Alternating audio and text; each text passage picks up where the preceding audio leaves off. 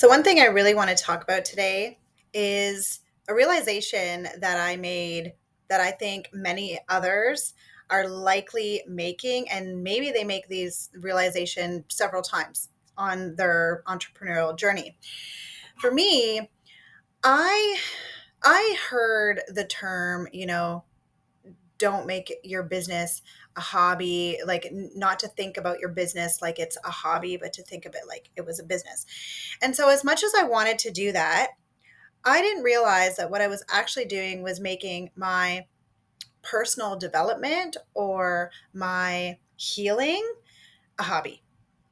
And I was using that to distract myself from actually building my business. So, what a lot of us do when we're growing a spiritual business is we get so obsessed with the healing, we get so obsessed with the fixing.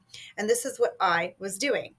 So, while I thought I was building a business, I was actually distracting myself with this idea that I needed to get better.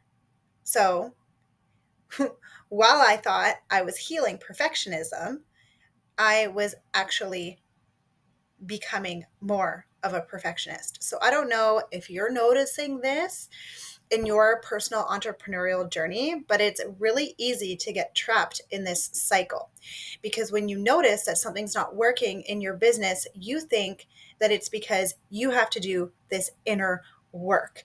There's there's a fine line that I couldn't clearly see, but now I see it very clearly, where healing is great and we have to do the work to heal. We have to do the inner work, but it doesn't actually move the needle if we're not taking action.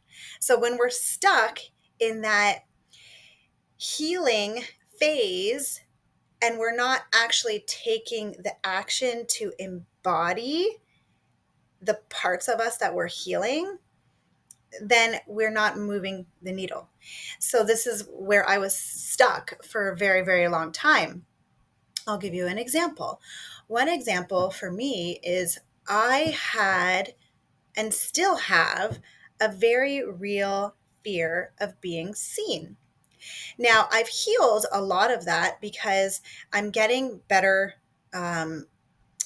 making videos for YouTube, right? Like I'm comfortable behind a screen, but I still have this underlying fear of getting live in person. And so I'm still working through this. And I know that in order to heal and move my business forward at the same time, I need to put myself in front of people live and in person. So, this is actually what I'm working on next, slowly but surely. Another thing is numbers. I am a very airy person. My dominant element is air. I'm very vata. And so I like to be kind of out here in imaginary land. I like to daydream a lot. I like to imagine. I like to visualize. I'm always have creative ideas flowing in. I'm writing them all down. I've got notes everywhere. But actually, like looking at the numbers, the structures, and the systems that I need to have in place to actually move the needle forward in my business just drives me nuts. But it's something that I know I have to do. And so, in order to get better at looking at numbers and analyzing numbers and actually sitting down and getting serious about the numbers, in order to get better at that, I have to educate myself. So I have to develop for me and for a lot of other people out there who are very vata like me, we need routine and we need structure. We need the opposite of what we are or what we feel like we are, right? We don't like having routine. We don't like being, contained, but it's actually very soothing for our nervous system when we are. So I need to structure my day so that my nervous system is constantly hearing, oh, I can relax. Oh, okay, it's time to focus. It's time to focus. And you're always putting yourself in situations where you can focus.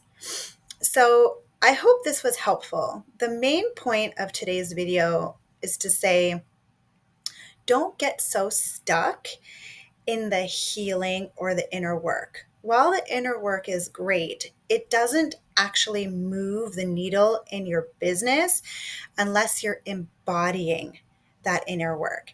And usually, the embodiment of that inner work involves you taking action and doing something that's really uncomfortable or even opposite to your nature. And you might take some inner work to figure out what it is you've been avoiding. Whatever it is you've been avoiding, go and do that.